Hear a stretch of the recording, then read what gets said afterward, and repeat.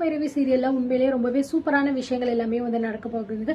இப்பயாவது வந்து இந்த சிவாவுக்கு வந்து சிந்துவுக்கு சப்போர்ட் பண்ணணும்னு தோணுச்சு. அது வரைக்கும் ரொம்ப நல்லதுன்னு தான் வந்து தோண முடியும். ஸோ அடுத்த வாரம் என்னென்ன மாதிரியான விஷயங்கள் நடக்க போகுது அப்படிங்கறத நம்ம கொஞ்சம் ஓரலா பர்டிகுலரா வந்து பார்க்கலாங்க. அண்ட் கண்டிப்பா வந்து உங்களோட கருத்துக்கள் என்னவா இருக்கும் அப்படிங்கறத சொல்லுங்க. சிந்துவும் சிவாவும் சேர்ந்தா நல்லா இருக்கும்னு நினைக்கிறீங்களா, இல்ல அவங்க ரெண்டு பேரும் பிரிஞ்சாலே ஓகே தான் அப்படின்னு நினைக்கிறீங்களா அப்படிங்கறதையும் நீங்க கமெண்ட்ல சொல்லுங்க.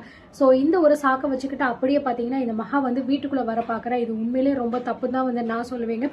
ஏன் அப்படின்னா சிந்து வந்து ஒரே ஒரு தப்பு தான் வந்து சொல்லியிருக்கான். அதுவும் டாக்டரை கல்யாணம் பண்ணிக்கணும், அவர் கூட சேர்ந்து வாழணும் அப்படிங்கிறதுக்காக தான் வந்து இந்த மாதிரி பொய் சொல்லி கல்யாணம் பண்ணிக்கிட்டா. அது வந்து ஓகே தான், அதுக்கான தண்டனை எல்லாமே கொடுத்து ஆல்ரெடி வந்து அவளை படாத பாடு வந்து படுத்துக்கிட்டு இருக்காங்க. அது எல்லாமே வந்து ஒரு பக்கம். ஸோ இன்னொரு பக்கம் பார்த்தீங்கன்னா ஆறுமுகம் வந்து தப்பு பண்ணியிருக்காரு. பைரவிக்கு இந்த கல்யாணத்துல இன்ட்ரெஸ்டே இல்ல, நிறுத்திடுங்க அப்படின்னு சொல்லியுமே வந்து ஆறுமுகம் வலுக்கட்டாயமா தாலி கட்டியிருக்கா. இருந்தாலுமே இந்த அன்னபூரணி என்ன பண்றா, தான் பையனோட வாழ்க்கை நல்லா இருக்கணும், பைரவி கூட எப்படியாவது அவளை சேர்த்து வச்சிடணும், அதுக்காக நான் என் உயிரையே கொடுப்பேன்பா அப்படின்னு சொல்லி வச்சிருக்கா. இந்த விஷயத்திலே தெரியுது இதுக்கும் அதுக்கும் பாத்தீங்கன்னா சுத்தமா நியாயமே இல்லை. கண்டிப்பா அவங்க பாகுபாடு பாக்குறாங்க அப்படின்னு சொல்லிட்டு இந்த வகையில அன்னபூரணி வந்து சிவாவை ஏன் புள்ளன்னு சொல்றதுல கொஞ்சம் கூட நியாயமே கிடையாது. அதெல்லாம் சுத்த செல்ஃபிஷ் அப்படின்னு தான் நான் வந்து சொல்லுவேங்க. ஸோ இந்த ஒரு சாக்கை இப்போ வந்து சிந்து சிவா ரெண்டு பேருமே வெளியில போயிட்டு இந்த மாதிரி ஹோட்டல் எல்லாம் ஸ்டே பண்ணியிருக்காங்க ஒன்னா அப்படிங்கிற விஷயத்தெல்லாம் கேள்விப்பட்டுட்டு இந்த மகா வந்து அன்னபூரணி கிட்ட வந்து சொல்றாங்க. இதை வச்சு பாத்தீங்கன்னா மகா இந்த வீட்டுக்குள்ள வர பிளான் பண்ணிருக்கா. அது நல்லாவே வந்து தெரியுது. ஸோ இந்த மாதிரி எவ்வளவோ விஷயங்கள் வந்து மகா பண்ணாலுமே கொஞ்ச நாள் தான் வந்து தண்டனை கொடுத்துருக்காங்க. நிச்சயமா இந்த பிரச்சனைக்கு அப்புறம் மேபி அவளை வீட்டுக்குள்ள கூட்டிட்டு வர்றதுக்கான வாய்ப்பும் இருக்குதா அப்படிங்கிற மாதிரி நான் நினைக்கிறேன். அண்ட் இப்போ வந்து பார்த்தீங்கன்னா ஒரு வழியாக அவங்க தங்கியிருக்கிற அந்த ஹோட்டலுக்கு போயிட்டு வந்து பார்த்துடுறாங்க. ஸோ போய் பார்த்தோன்னே ரெண்டு பேருமே வந்து ஒன்றா சேர்ந்து தூங்கியிருக்காங்க. உடனே வந்து சிந்து அப்படிங்கிற மாதிரி வந்து நம்ம அன்னபூரணி வந்து கத்துறதுல உடனே சிந்து வந்து வேகமாக எந்திரிச்சிடுறாங்க.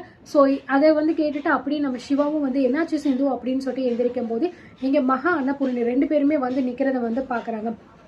என்ன ஏது அப்படிங்கிற எதுவுமே வந்து நம்ம அன்னபூரணி வந்து கேட்கல. ஸோ சிந்துவை பார்த்தோன்னே பார்த்தீங்கன்னா கோவப்பட்டு பயங்கரமா அவ கண்ணத்திலே பலார்னு ஒரு அறையை வந்து விட்டுடுறாங்க. ஸோ இதனால சிந்து பார்த்தீங்கன்னா பயங்கரமா வந்து அழுகுறாங்க. என்னடா இது, நம்ம என்னடா தப்பு பண்ணிட்டோம் அப்படின்னு சொல்லிட்டு.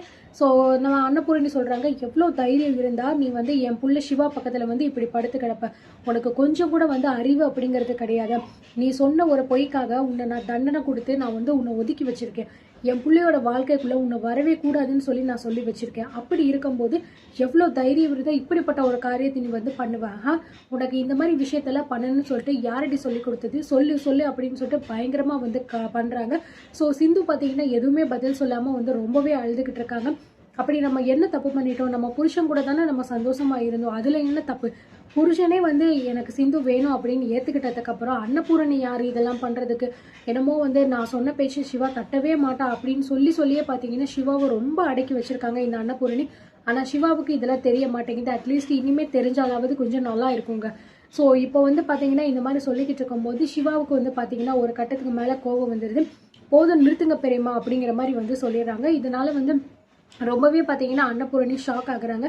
என்ன பெரியம்மா, எதுக்காக இப்போ வந்து நீங்க சிந்துவை இப்படி அடிச்சுக்கிட்டு இருக்கீங்க, கேம்புக்கு போறோம் கிளம்பு அப்படின்னு சொல்லிட்டு கூட்டிட்டு போனது நான் தான் சிந்துவை வந்து விருப்பப்பட்டு கூட்டிட்டு வந்தேன், இதுல என்ன தப்பு இருக்கு அப்படிங்கிற மாதிரி சொல்லும்போது, என்னையா சிவா என்ன பேசிக்கிட்டு இருக்க, இவ உனக்கு என்ன பண்ணிருக்கான்னு சொல்லிட்டு நீ மறந்துட்டியா என்ன அப்படிங்கிற மாதிரி வந்து கேக்குறாங்க.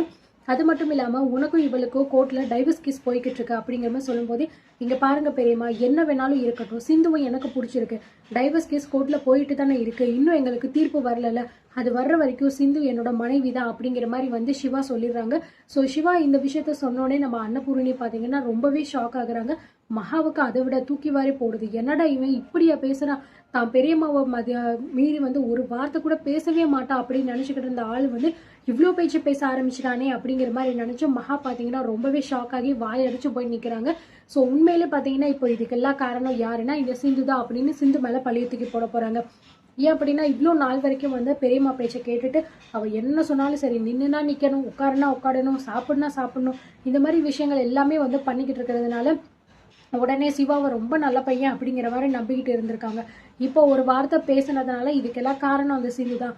பாத்தீங்களாக்கா சிவாவை எந்த அளவுக்கு அவ மாத்தி வச்சிருக்கா அப்படின்னு சொல்லிட்டு. இப்படியே போச்சு அப்படின்னா சிவாவை நம்ம கிட்ட இருந்து அவ பிரிச்சு கூட்டிட்டு போயிருவாக்கா. அவளெல்லாம் சும்மா விடவே கூடாது, உடனடியா அவளை வீட்டை விட்டு வெளியே துரத்தினாதான் சரிப்பட்டு வரும் அப்படிங்கிற இந்த மாதிரி இந்த மகா வந்து ஐடியா கொடுக்க போறோம். அதையும் இந்த முட்டாள் அன்னபூரணி பாத்தீங்கன்னா அப்படியே நம்பி அந்த விஷயத்த வந்து பண்ண போறாங்க. ஸோ இதனால கண்டிப்பா குடும்பத்துல பிரச்சனை வரப்போகுது அப்படிங்கிறது உறுதி. இந்த விஷயத்துக்காக சிவா வந்து எப்படி எடுக்க போறாரு, ஒருவேளை அவங்க வெளியே போற மாதிரி ஒரு சுச்சுவேஷன் வந்துச்சுன்னா சிவாவும் சேர்ந்து போறாரு, இல்லை பார்த்தீங்கன்னா அன்னபூரணி சொல்கிறத கேட்டுட்டு மறுபடியும் பழையபடி மாற போகிறாரு அப்படிங்கிறது தெரியல. ஸோ என்ன நடக்கும் அப்படிங்கிறதும் நீங்களும் சொல்லுங்கள். தேங்க்யூ.